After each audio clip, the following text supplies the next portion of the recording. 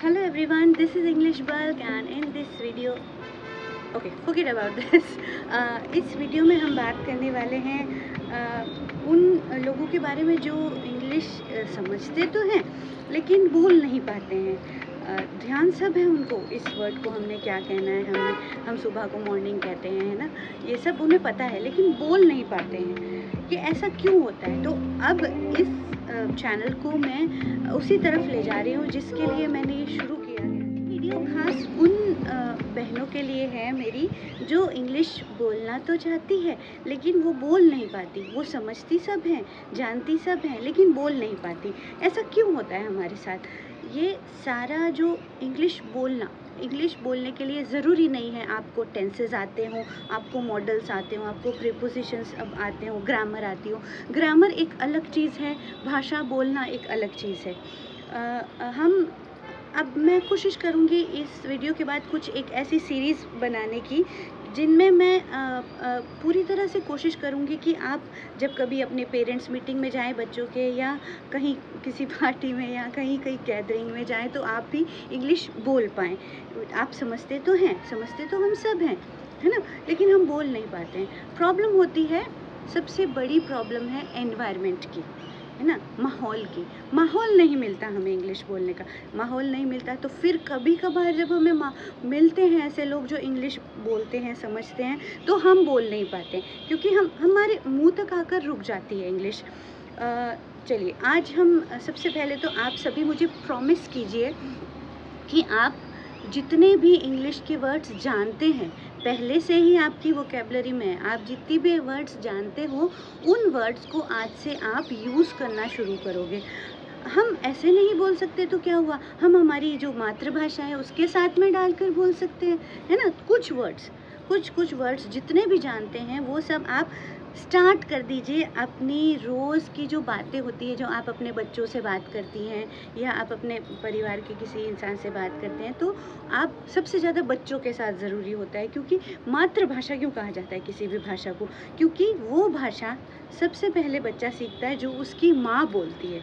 तो अगर माँ ही कोशिश करे अच्छे से इंग्लिश बोल पाने की, तो क्यों नहीं बच्चे सीखेंगे, है ना। वो उनकी वो तो चलिए, हमें क्या करना है, हमें आज से, जैसे हम सुबह जो छोटे जो सेंटेंसेस हम रोज़ बोलते हैं, जैसे मैं सुबह जल्दी उठ गई थी ना, मैंने ब्रश किया, तो इसी चीज़ को हमने मैं दिनों का बेगी उठ गई थी, मैं पचे दातन करियो, इसकी बजाय हम इसको ऐसे बोलें, मैं सुबह अर्ली मॉर्निंग उठ गई थी, फिर मैंने ब्रश किया, है ना। तो इस तरह से क्या है, कुछ छोटे सेंटेंस, छोटे वर्ड्स को आप इंक्लूड करना शुरू कर दीजिए, है ना।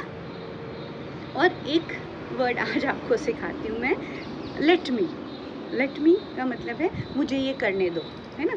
आपको कोई भी, जैसे हम माताओं की, तो हम जो माँ होती है तो हमेशा उसकी यही रहता है कि मैं सबकी हेल्प करूँ ना।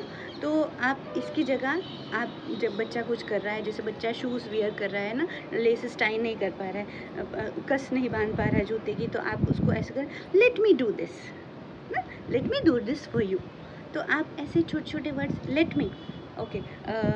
आप खाना आप किसी को भूख लग रही है तो आप कहेंगे लेट मी कुक ना, let me cook for you, let me make Maggi for you. इस तरह से लेट मी वर्ड आज से आपको यूज़ करना शुरू करना है। और इसके आगे की जो वीडियोस होंगे उसमें मैं पूरी कोशिश करूँगी कि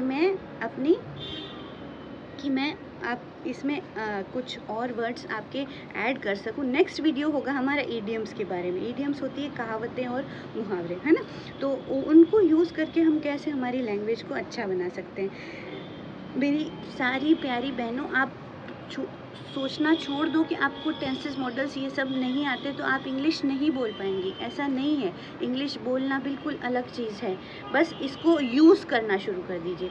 आप जानते हैं गालियाँ सबको आती है, हमें किसी ने सिखाई नहीं, वो माहौल, है ना। माहौल की वजह से हम सब सीख गए, हम सब जानते हैं, है ना। तो इसी तरह से जब हम माहौल बनाना शुरू करेंगे, और माहौल आप जानते हैं सिर्फ एक माँ बना सकती है घर का एक अच्छा माहौल, ठीक है। तो हम कोशिश करेंगे कि जितना हो सके, जितने इंग्लिश वर्ड्स हम जानते हैं उनको सही तरीके से कोशिश करें प्रोनाउंस करने की। नहीं आ रहा है तो कोई बात नहीं, गलत ही बोल दो बट बोलो, यूज़ करो लैंग्वेज को। Have a nice day.